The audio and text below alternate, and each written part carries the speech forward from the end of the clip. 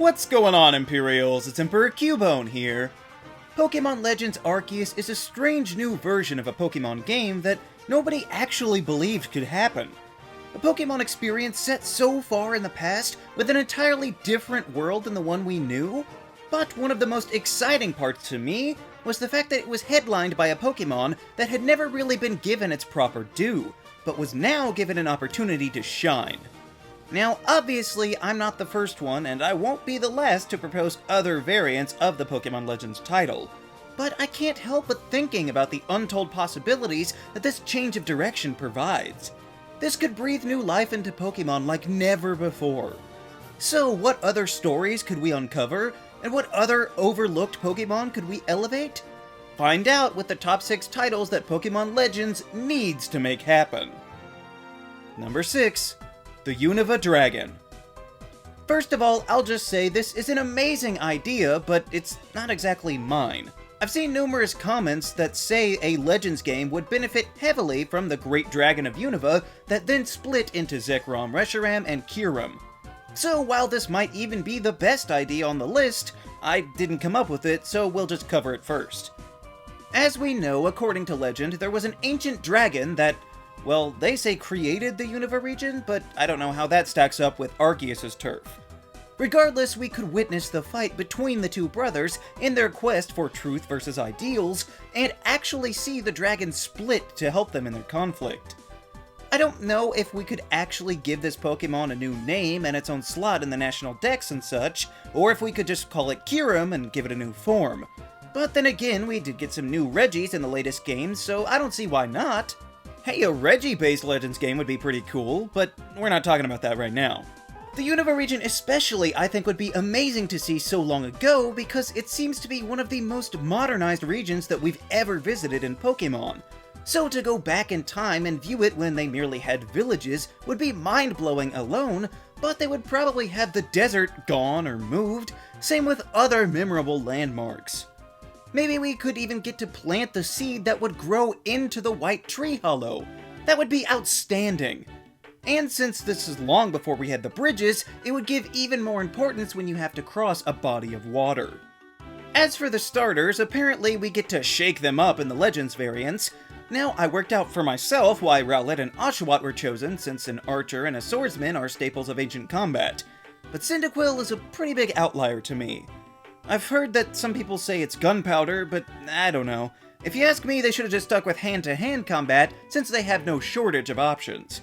And while we could try and tailor the starters to each region's past specifically, there are some that would just never work, so we'll just go with the system they established, which leads us this time to have Grookey, Torchic, and Froakie.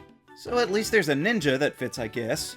Simply put, I think the region would be the most different from when we saw it before, and the temptation to actually see transpire events that we've only heard tall tales about with our own eyes makes this an outstanding choice for a similar Legends game, which I suppose is why so many people thought of it on their own. Oh yeah, and maybe we'd even get to see what a natural Genesect looks like. Who knows? Number 5. Eternitus. Okay, I know we just had Gen 8, so I'm not saying that we need this game soon or anything. It can be sometime after the Gen 6 remakes if you like. But I do think we can all agree that Eternitus wasn't quite as memorable as we might have liked. I mean, we caught it before the mascot Pokemon. You might think that would make it more important, but instead it feels like a minor obstacle on the way to the completion of the story. At least most other legendary Pokemon have the decency to be post-game, so you choose to go after them. This one is fairly obvious. The main event of the game would be the original Darkest Day, with those two original brothers using Zacian and Zamazenta, so I guess you would play as one of them? And why do Pokemon keep going back to ancient brothers anyway? But you would likely discover how to Dynamax Pokemon, or maybe even see Eternatus' altered form and figure out how to Gigantamax for the first time. After all, Eternatus is the source of that energy, right? I think. It's hard to tell because we barely saw the thing. Even with 2 batches of DLC, we never revisited what this poisonous pile of dragon bones was all about. But speaking of the DLC, we would likely be able to hop over to the Crown Tundra and see what Freezington was like during its prime, and see how Calyrex made it into a lush, bountiful land. So I guess not a tundra at that point? but hopefully we'd at least see how the Galarian birds became a thing. And our starters would be Trico, Fennekin, and Squirtle. But these woefully unexplored areas of the place that we just spent the last 2 years absolutely deserve to be fleshed out at some point, even if it is several years from now, but was actually many years ago. Number 4. Celebi. There are few Pokemon that come to mind more when thinking about the past than Celebi.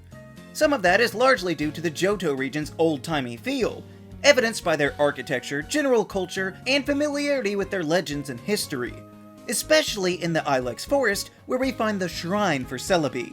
So figuring out how that thing was built would be enthralling. As we know, Celebi is the Pokemon that received the least amount of attention in the Johto games. Not because they disliked it, but that's just how Mythicals usually pan out. In fact, I would say that should probably be the main focus of the Legend series, since Mythicals often get left out of the spotlight compared to other legendaries. However, Celebi did get a movie based around it, so some of that could get drafted into the game as well, like a forest city. Maybe Azalea Town was established inside Ilex Forest to begin with, and Celebi is their protector. And of course, another major aspect to explore with Celebi is time travel. It could manifest in a short trip to the modern-day Johto for a mission, or could have some sort of time mechanic like Majora's Mask, or any number of wibbly-wobbly, timey-wimey ways to bend the space-time continuum. After all, it is the time travel Pokemon, so if it is the main focus of a game, we would need at least a little taste of temporal transit.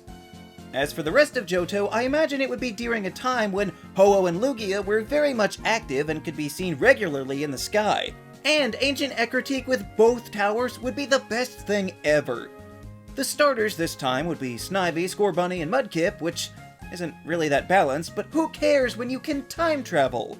Oh, maybe you're even the one that discovers the fact that the Kanto region is right next door. There's just so many possibilities. I want to play this one right now. Forget Let's Go Johto. Number 3. Magirna. So, Magirna is an interesting case, because it's got all of this lore behind it, but we never see it. I mean, there was that movie, but as far as the games go, we just got a QR code and downloaded it. So this Pokemon might as well be backgrounds for our PC boxes or something. So let's go back there and see what creating Magirna was all about. What was its primary function? Was it meant to be a defender, a caretaker? All we really know is that it was made about 500 years ago and was supposedly presented as a gift to a king's daughter. That and the fact that the living part of Magirna is actually the soul heart that powers it. So can we please dive into how a scientist invented that thing? I suppose we could have opted for a Legends game based around Marshadow or even Zeraora, who still isn't a fighting type, guys. But here's the thing. I'm not even sure that Magirna is actually from the Alola region. I mean, Hawaii did used to have a king, so it's possible, but I can't shake this feeling that there's more to Magirna and its mysterious origins, so I would like to find out for myself. It might be the closest, timeline-wise, to the modern age, depending on all of the other options, but 500 years ago from today is still quite a change. So a Renaissance Pokemon game sounds pretty interesting, and could set it apart from all of the others. Oh yeah, and I guess the starters would be Chikorita, Tepig, and Sobble. But you gotta admit that finally getting anything worthwhile at a game for this mechanical marvel would be fascinating. Or at the very least, we could finally sort out the weird color debacle that it has. Number 2. Zygarde. The shafting of Zygarde is one of the greatest disappointments in Pokemon history. I know they tried to make up for it in Gen 7, but it's not quite the same to have a side quest versus an actual game. So instead of moping around for Pokemon Z version, let's go all the way back and give Zygarde the Legends treatment. Now obviously the biggest event in Kalos history that we know of is the Great War 3,000 years ago. So that seems like the obvious choice for the game's setting, but mostly I'd like to answer the question, what was Zygarde doing about the war? His whole thing is to protect the environment, right? So shouldn't he have been a little upset that the humans were ravaging the entirety of the region? Or at least been a teensy bit perturbed that they were bringing things back from the dead? It would be pretty cool to have AZ be the bad guy and you're trying to stop the ultimate weapon. And maybe Zygarde does the best that it can, but gets hit with the weapon, and that's why it's blasted apart into a bunch of cells and cores. It used to be 100% back in the day, but sacrificed itself and it took 3,000 years just to build back up to 50%. And maybe the Infinity Energy wasn't meant to happen, but Zygarde did it as a way for the Pokemon to fight back, giving them Megas? I don't know, there's just any number of ways that it could have gone down, but that's the point. We need to get a closer look at it. They showed a few starters back in the war, but I think we'll go with Bulbasaur, Chimchar, and Poplio, which is surprisingly balanced.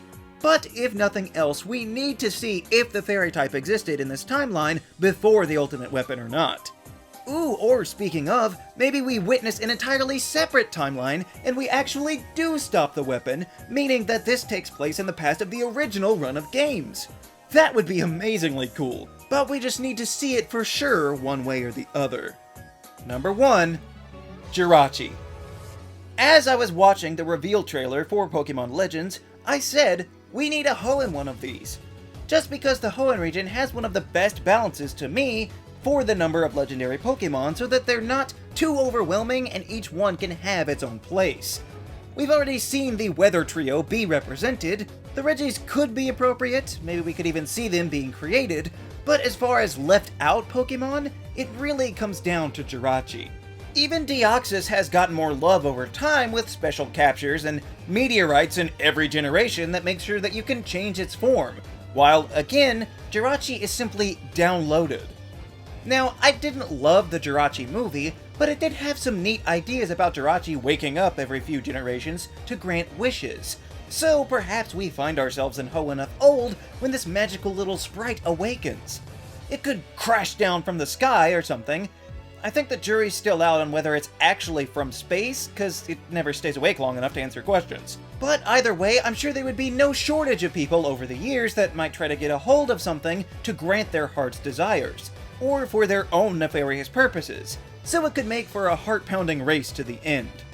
Or maybe Jirachi simply befriends you and you get granted wishes on occasion that could change the outcome of the story? Maybe that's asking for too much, and again, this whole video is probably asking for too much since we haven't even gotten our hands on the first Legends game, but I would love to see an ancient Hoenn with its most forgotten legend by our side. We could see the Pseutopolis crater being formed, or explore a primitive 4-tree forest, all in the pursuit of the Wishmaker. I don't know that the story would need to focus on Rayquaza or primal forms, but the Draconid people could certainly play a role, as they seem to know much of the myths surrounding the region. But no matter the choices they make, as long as we have one of our trusted starters, Chespin, Charmander, or Piplup, which seems to be by far the best combination yet to me, I think whatever direction they choose, you can't really go wrong with the Hoenn region set so far in the past, and shedding a little light on one of its most underserved legendary Pokemon, at least as far as the games are concerned. There are of course plenty of other opportunities for an offshoot series such as this from the main Pokemon experience, and I think it's amazing that so many people are excited for it and already looking for more to come. But those are just some of what I think would make magnificent Pokémon Legends games. What Legends title would you most like to see? Let me know down in the comments. Also be sure to leave a like, share this video, and subscribe so that you too can become an Imperial today. And we'll see you around next time!